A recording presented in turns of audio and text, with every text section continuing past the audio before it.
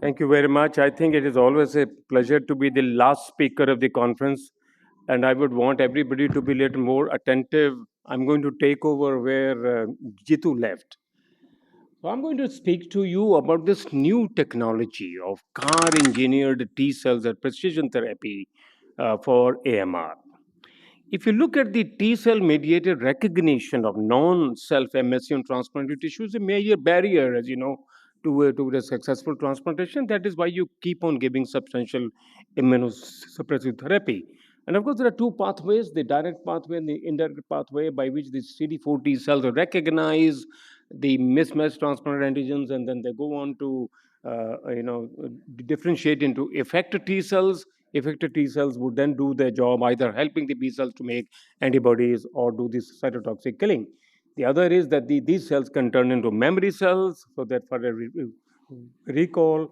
And the third group, they can go through the process of apoptosis or energy or through the regulation there. Currently, these are unacceptable rates of long-term kidney graft failure, and this continues to be a challenge for us. You can see that even for kidney from DD donors or LRD, although there's a little shift from over the years, that there's an improvement over the yet about half of the DD and the LRD kidney transplants fail uh, in about 10 years' time. And the question, therefore, is ABMR through generation of donor specific antibodies the main barrier limiting long term outcome? The answer is yes. The critical issue is how to keep these BB cells quiet. Are current strategies specific and enough to reduce all antibodies and the B cells? That's the main question. And you have seen there is a changing trend in the last few years in graft monitoring there. We are moving from invasive to non invasive. Of course, right on the top remains you need to have a well matched HLA matched group, antibody monitoring done, and your graft will do very well.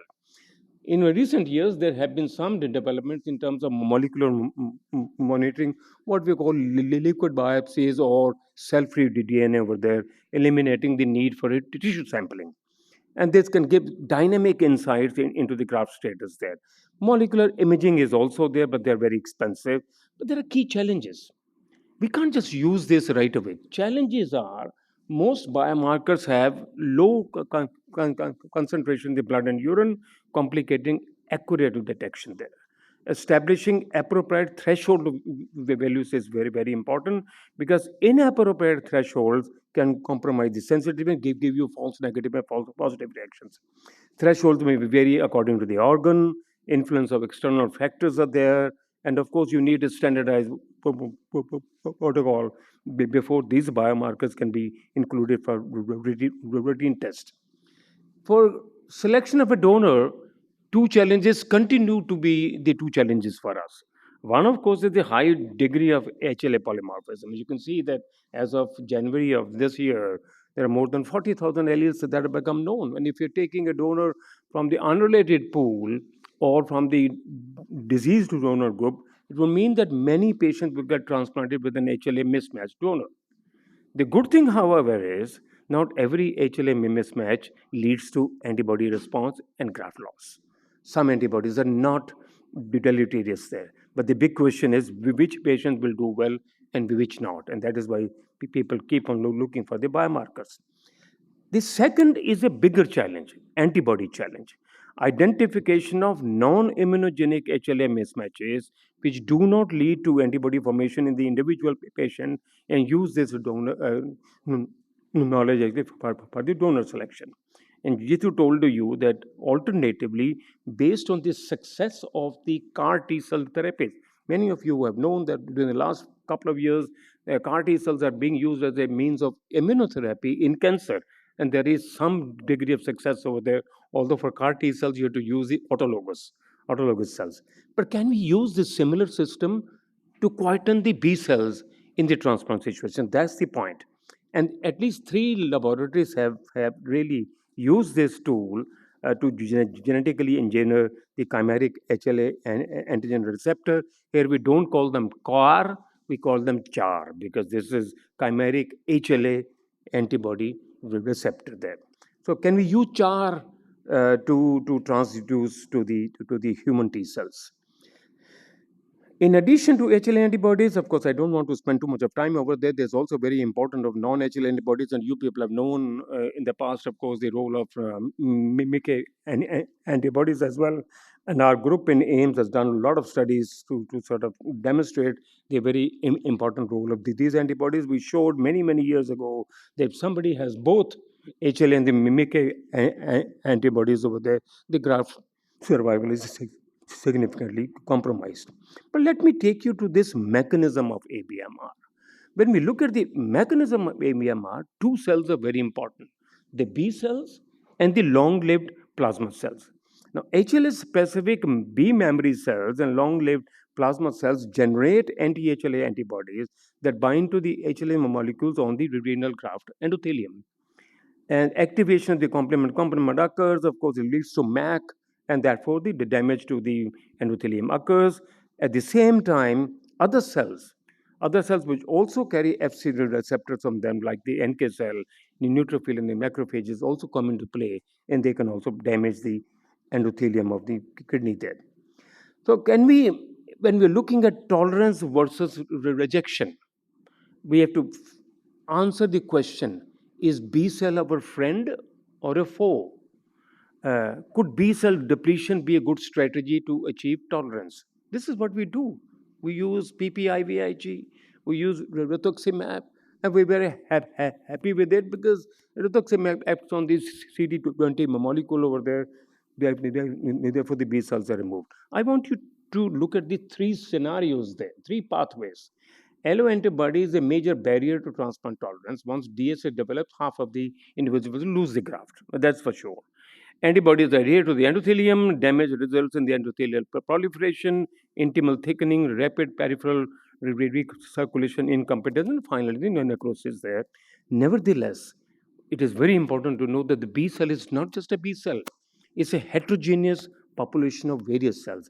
Included in that is the B regulatory cells, the B reg.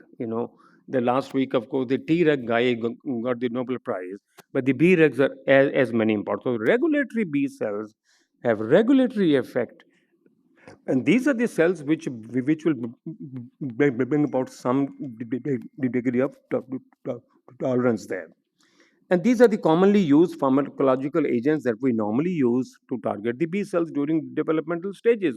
As that the B cell targeting therapy lead to the reduced incidence of ABMR, treating sensitized patients and inducing tolerance. The rituximab is the most common one, but a randomized clinical trial in humans on the use of rituximab as the sole induction therapy led to high incidence of ACR. You remove B cells to rituximab, that's fine. You're reducing antibody, but you're also bringing in the ACR over there. And that is because the B cell depletion leads to a loss of the B regulatory cells and the B regulatory activity and subsequent cytokine storm. And this is something that we need to stop. Therefore, this shows on the top, and you are all aware of it. I don't have to read this on the top slide. These are the various current treatment strategies that we use for treatment of ABMR, including the monoclonal antibodies as shown. But these strategies lack specificity. They reduce all antibodies and they reduce all B cells indiscriminately. Patients become vulnerable to viral and bacterial infections, occurrence of de novo malignant tumors, depletion of Bregs, as I said, will also lead to ACR. The need is therefore to have more effective and specific therapies tailored to the individual pathophysiology and clinical manifestation there. And that is where comes the CAR, the genetically engineered chimeric antigen receptors. First time used in 2013, a cartoon came up honing that killer instinct. You're honing the cytotoxic T cell to develop that killer instinct. And on that side shows you either you harvest the T cells from the biopsy or the blood of the patient with cancer, you remove the tumor infiltrating lymphocytes, expand them, and then give it back to the individual. But the second is more important, you sort of genetically engineer. You put on that the CAR, they add a chimeric antigen receptor. I'm interested in this CAR because now I mentor a company in India for immunotherapy. We're trying to manufacture in India CAR NK cells and CAR gamma delta T cells. We're not interested in CAR T cell because CAR T cell is autologous and CAR NK would be off the shelf and all. And that is why I thought I should talk to you about this. Is what we are doing in cancer. CAR T cell therapy, of course, is already under use. You take out the from the peripheral blood the T cells, the remaining blood can go back to the individual, induce the CAR in on those cells, expand them and receptors, and you chemotherapy for making some space over there for the CAR T cells to go in, and they seem to be doing their job. They seem to be doing job also for the treatment of graft versus host disease in bone marrow transplantation. This is the cell therapy for the transplant. Various studies are now, the trials are done. These are all under trial, both for the solid organ as well as the hematopoietic stem cell transplantation. There, this is the company that I'm talking about. We call it as East Ocean Bio, an emerging cell therapy company. Our curative technologies for multiple cancers, and we make CAR, NK cells, gamma delta T cells. We have come to a stage of stage one trial. We feel that in about 2 years' time, this off-the-shelf therapy will come into the market there. The benefit of CAR NK cell is you can make hundreds of doses. We need just 3 or 4 individuals. You can make hundreds of doses, and you can therefore have the off-the-shelf. They're more effective. Cost per dose will be much lower, less than 10 lakhs. And of course, with the CAR T, the cost is very, very high. This is the engineered T cells as precision therapy. And I said 3 studies are right over there.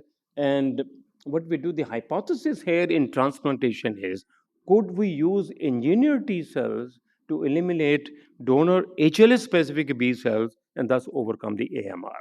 And what the hypothesis is that in solid organ transplantation, therefore, engineered T cells such as CORA Ts, these are CORA means chimeric alloantigen specific T cells overcoming rejection by antibodies.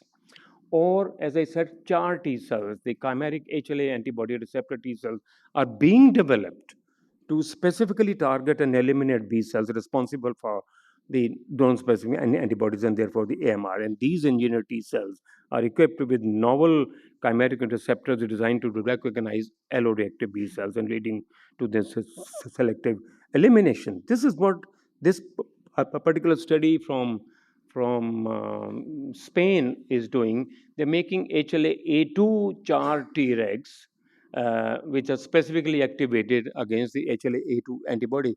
A2, as you know, is the most common HLA allele. If I do the HLA typing of this whole hall, at least 35 to 40% people would have HLA-A2. This is what they've done. They've created the CHAR Treg, and look at those in the cytoplasmic tail, all those molecules there. The CHAR T cell has the HLA-A2 molecule on the surface. It binds the HLA-A2 antibody in the B cells and actually signals upon engagement the HLA-A2 CHAR T cell will suppress HLA-A2 expressing B cell function. So the B cell will not be able to without compromising on the B regs over there. This is the mechanism of action. Again, another study from Holland Group. Extracellular region of CHAR, as you can see, the construct consists of the alpha 1 domain, alpha 2, and alpha 3, just like the HLA there. That's the CHAR molecule. It binds the HLA class 1 molecule on the B cell. And these CHAR T cells would then do this cytotoxic activity by suppressing the B cell or killing the B cell, and therefore the B cell death will take place. Some studies have also used the CD19 CAR T cell therapy to reduce B cells and anti HLA antibodies, but they're not been very effective so far because they're unable to eliminate the long-lived plasma cells. Mind it, the long-lived plasma cells do not have CD20 on them, and therefore the rituximab is not effective. The latter don't express the CD19 and the CD20 there. This is another study, CAR T cell therapy, paving the way for sensitized kidney transplant patients. I don't want to go into the details of this, but what they've done is that they created a novel strategy for using CAR T cells to target and eliminate B cells in a sensitized kidney transplant host. And they use this and they call these cells as the MC 10029 CAR T cell designed to recognize the BAFR, the B cell activating factor. This factor is expressed on the mature B cells and plays a crucial role in their survival. The study shows that CAR T cell therapy is a viable option for targeting B cells in solid organ transplantation. Then. So, what I've shown you, this is my conclusion slide, that CHAR T cell therapy, if we're talking in organ transplantation, we don't call it CAR, we call it CHAR so that we know that we are dealing with HLA there. So, CHAR T cell therapy has emerged as a revolutionary treatment strategy to successfully target the HLA class 1 specific B cells and thus prevent antibodies. Nevertheless, you have to be wary of the de novo development of antibodies. There's also de novo development, particularly the class 2 antibodies, and that is also associated with even a higher incidence of graft loss and worst outcome in solid organ transplantation.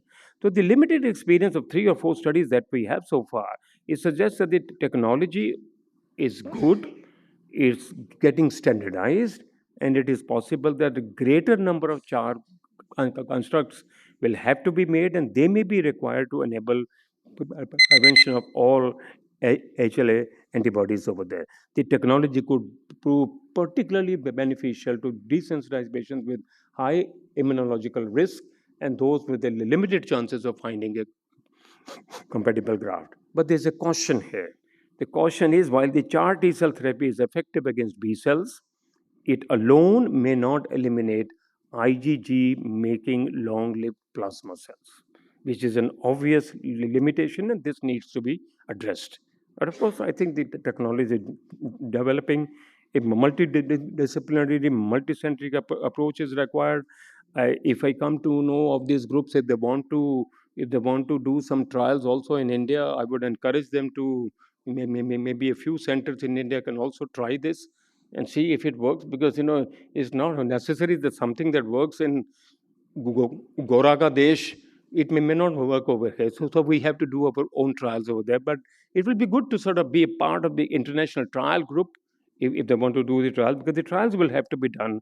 But seems to me, I'm very excited with this, that CAR T cell therapy, the chimeric antigen, was primarily developed as a treatment for cancer, but it's now being used for everything else. It seems like it will be also useful for autoimmune disease. Treatment of diabetes could also be by this.